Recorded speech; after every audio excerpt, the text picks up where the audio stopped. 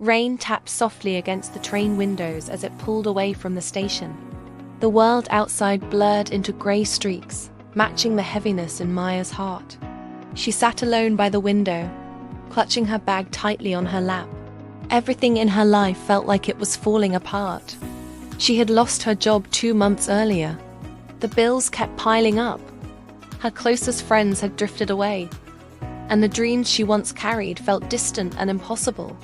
For weeks, she had been asking herself the same painful question. What's the point of trying anymore? The train car was nearly empty. Just a few scattered passengers sat quietly, absorbed in their own thoughts. At the next stop, an older man stepped inside. He wore a simple coat and carried no luggage. His face held the gentle lines of someone who had lived a long life. Without saying a word, he sat down in the seat beside Maya. For a while, neither of them spoke. The steady rhythm of the train filled the silence.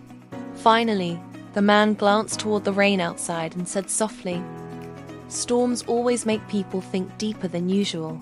Maya forced a faint smile but didn't reply. After a moment, he added, "You look like someone carrying a very heavy story." Something about his calm voice made her guard drop. "It's just life," she said quietly. "Sometimes it feels like everything goes wrong at once."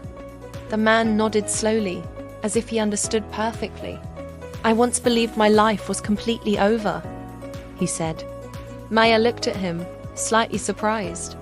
"I lost my wife in an accident when I was 35, he continued. "She was my whole world after that. I lost my job, my home, and almost my will to keep living." Maya's eyes widened. "You?"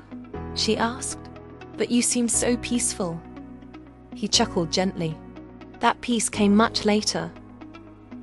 He looked out the window for a moment before continuing. "There was a day I sat on a bench near a river. I had convinced myself that nothing good was waiting for me anymore." Maya listened closely. "While I was sitting there," the man said, "a little boy walked up to me. He had fallen off his bicycle and scraped his knee. He asked if I could help him stand." The man smiled at the memory. "I almost ignored him. I felt too broken to help anyone.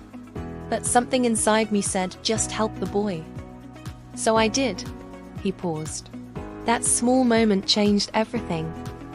Maya leaned forward slightly. "How?" The man looked at her kindly. "When the boy rode away, he turned back and shouted, 'Thank you. You saved my day.'" He chuckled again. "And I realized something important. Even when my life felt meaningless, I still had the power to make someone else's day better." Maya sat silently, absorbing his words. "Life didn't magically become perfect after that," he continued. "But that moment reminded me that even small reasons are enough to keep going." The train slowed slightly as it approached another station. The man stood up. Before leaving, he looked at Maya and said gently, "You don't need to solve your whole life today. Just find one small reason to keep going tomorrow." The doors opened. He stepped off the train and disappeared into the crowd. Maya sat there, staring at the empty seat beside her. For the first time in weeks, the weight in her chest felt lighter. She looked out the window again. The rain had stopped, and somewhere beyond the clouds, sunlight was beginning to break through.